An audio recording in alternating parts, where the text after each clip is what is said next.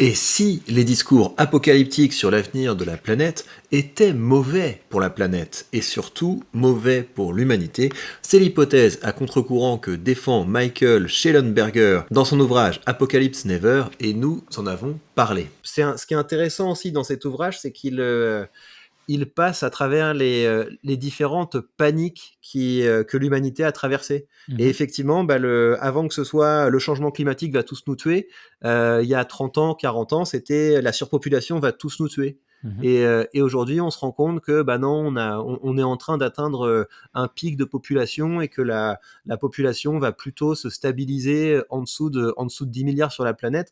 Donc, il y a une anxiété qui revient de façon récurrente sur l'avenir de l'humanité. Et en général, quand on s'agite pour essayer de la réduire, ça peut déboucher sur des choses qui sont pas très jolies, parce que les conséquences que les gens tiraient du malthusianisme, il y avait des propos qui étaient absolument répugnants sur les pays en développement, quoi. Mhm. C'était ces gens-là, il faut absolument les mettre sur tutelle pour qu'ils fassent moins d'enfants, etc. Je suis d'accord avec toi sur l'aspect culpabilisation. Moi, quand je dis il faut agir, c'est pas du tout agir et culpabiliser les gens et dire il faut absolument plus faire ci ou faire ça. Mais tu vois, pourquoi est-ce que j'ai envie d'avoir des panneaux solaires? Parce que si j'ai des panneaux solaires et que je ne change rien, bah ça va, c'est pas utile en fait.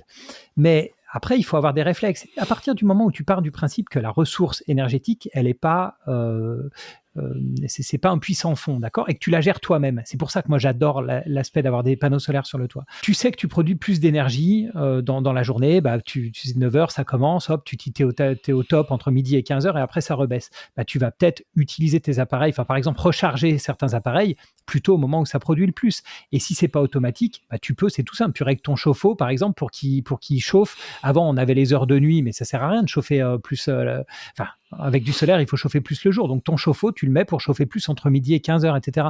Et c'est pour ça que quand il dit Mhm. oui, le solaire, ça produit de manière intermittente, tout à fait, c'est une réalité. Mais après, il faut juste quelque chose. Il faut adapter ses besoins parce qu'a priori, la nuit, on a quand même besoin de beaucoup moins d'énergie que le jour. Je suis désolé. Et par exemple, si on utilise des voitures solaires, pardon, pas solaires, électriques, bah, c'est sûr que tu vas plutôt t'arranger pour la charger en cours de journée. Donc c'est ça que j'appelle s'adapter. Et aujourd'hui, ce qu'on fait avec notamment EDF et le gouvernement français, etc., à vouloir bloquer des prix ou administrer les prix, qui est quelque chose dont j'ai horreur, parce que si tu administres les prix, alors quand il y a un manque de ressources, on n'ajuste absolument pas l'offre et la demande, si tu veux. Pour tout le monde, c'est tout à fait normal de ne pas se poser de questions, est-ce qu'il y a de l'énergie disponible ou pas. Quand tu as des panneaux solaires sur le toit, tu utilises l'énergie quand elle est plus disponible, etc. Et je pense que l'être humain est assez intelligent pour développer soit des habitudes, soit au travers de la technologie, d'utiliser l'énergie quand elle est la plus abondante. Et c'est ça qui me gêne avec ce discours de on ne fait rien. On a pris des mauvaises habitudes. Ça aussi, il faut se le mettre dans la tête. Depuis que l'énergie est gratuite et hyper abondante, on a pris l'habitude de prendre la voiture pour aller chercher son pain à 1 kilomètre. Je connais plein de gens qui font ça. Et prendre la voiture pour faire 1 kilomètre, il faut qu'on perde cette habitude. C'est tout. Je parle des pays riches, là. Je parle pas de quelqu'un qui doit prendre la voiture pour faire 30 km en Afrique. Les pays riches, on a pris cette habitude. Résultat, on devient tous obèses, etc. Oui, il y a quand même un changement d'habitude à faire et il faut prendre en compte la rareté des ressources. Et lui, je pense qu'il manque cet aspect-là. Mais il ne peut pas le dire. Même s'il le pense, il ne pourrait pas le dire parce qu'il est tellement anti écologiste qui promet l'apocalypse, que lui, dans son livre, tout va bien, il n'y a rien à faire en fait. Mais à un point où les ours polaires, tout va bien en fait. Le plastique qui se désagrège dans l'océan, tout est bon. Donc moi, j'ai qu'à me dire, voilà, la France, elle produit de l'énergie nucléaire. Moi, c'est bon, j'ai fait ma part en fait. Moi, c'est fini, je m'arrête là. C'est l'avantage, en fait, je trouve, de ce genre de bouquin, c'est que ça remet de la discussion et ça remet du débat et ça remet des choix politiques sur ce sujet-là. Pour moi, c'est ça le point. En tout cas, c'est ma sensibilité qui est comme ça, mais pour moi, il y a rien de pire qu'un monde où on se retrouve avec un commissaire au plan qui nous dit à partir de maintenant on va faire ça comme ça, on va rationner comme ça, vous allez avoir des petits tickets, vous allez aller dans des magasins et puis il y aura qu'une seule marque de sucre, il y aura marqué sucre dessus et tout. Non, c'est pas possible. C'est et donc pour moi c'est important que ce sujet, aussi complexe soit-il, soit un sujet qui soit plus préhensible et dont on puisse discuter. Et moi, en tout cas, c'est un sujet, c'est un bouquin qui m'a plus motivé. C'est pas tellement un bouquin où je me suis dit, waouh, ça me dépasse. C'est plus, j'ai envie de j'ai envie de reprendre les différents points, j'ai envie de confronter les sources, j'ai envie de progresser, et puis aussi de voir ce que je peux faire à mon échelle. Et le côté panneau solaire, je comprends que ce soit super motivant parce que cette idée, maintenant j'ai trouvé une manière de faire que ma maison produit de l'énergie au lieu de la consommer. Je trouve ça super intéressant et je pense que c'est aussi super motivant de regarder les différentes avancées qui vont être menées pour que les batteries deviennent meilleures, pour que on puisse produire des panneaux solaires en allant chercher des matériaux peut-être un peu moins loin. Ça va être passionnant à suivre. Mais moi, c'est à l'inverse, si tu veux, ce livre, il m'a un peu... j'ai trouvé bien, hein, je vous encourage à le lire, mais c'est vrai qu'il ne pousse pas à l'action. Et il pousse pousse pas à l'action individuelle. Tu vois, on parle des panneaux solaires, mais moi je trouve il manque toujours cet aspect local. Et en France, c'est terrible. C'est terrible, ça fait beaucoup de mal d'être hyper centralisé comme en France. Moi, j'aimerais bien que localement, on vote pour avoir quelques éoliennes à proximité d'une ville et vous allez payer tant. Il y a telle et telle personne qui ont la vue sur les éoliennes et surtout le bruit, c'est embêtant. Qu'est-ce qu'on fait? Est-ce qu'on compense? On compense pas? Et le problème dans des pays aussi grands que ça, c'est qu'on va faire, comme tu dis, un côté un peu planification. On va dire, on va faire X champs d'éoliennes. La France va commiter tant de milliards, mais sans se poser la question de où on les met et de ce que ça va faire sur notamment les gens qui sont à côté de ces éoliennes. Apparemment, ça fait des ondes. Enfin, le bruit est très, très pénible.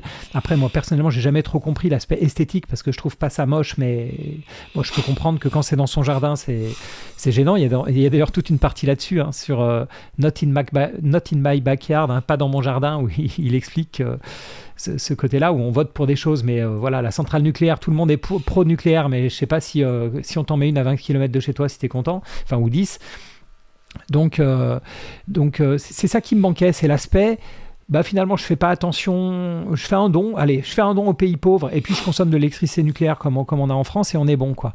Moi je trouve que c'est dommage de casser un peu plein d'initiatives. Je trouve que c'est bien d'avoir plein de boîtes tech qui essayent de faire économiser de l'énergie. Quand il essaye de nous faire croire que tout ce qui est fabriqué avec des produits biodégradables ou renouvelables, en fait, ça consomme plus d'énergie fossile. Ouais. Non, et c'est là où le côté aucune nuance, ça m'a vraiment embêté. Comme d'habitude, je vous rappelle qu'il ne s'agit que d'un petit extrait. Vous avez le lien vers le podcast complet sous cette vidéo.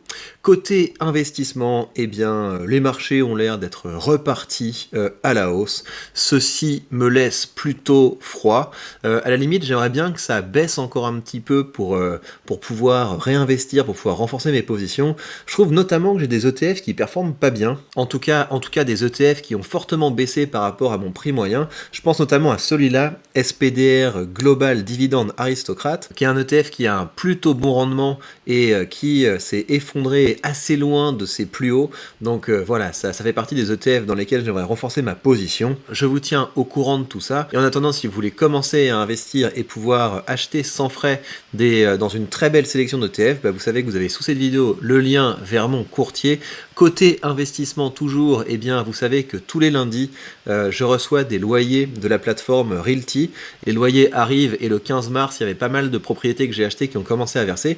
Donc on a fait un petit bond. On est à près de $8 par semaine récoltés en loyer et je trouve ça vraiment chouette en fait cette belle croissance. Donc je vais continuer à investir sur Realty. Et si vous voulez commencer à investir avec Realty, sachez que vous avez une propriété en ce moment sur la marketplace.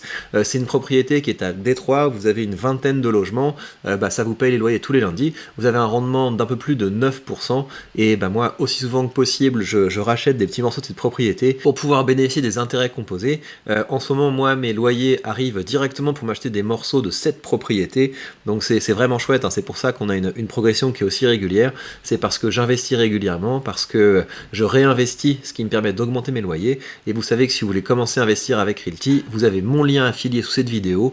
En suivant ce lien, ça ne vous coûte rien et ça permet de soutenir la chaîne. Et bien voilà, je vais profiter de ce beau temps en ce premier jour de printemps pour aller planter des arbres supplémentaires et augmenter mon rendement. Je vous tiendrai également au courant de ça. D'ici là, prenez bien soin de vous et à très vite.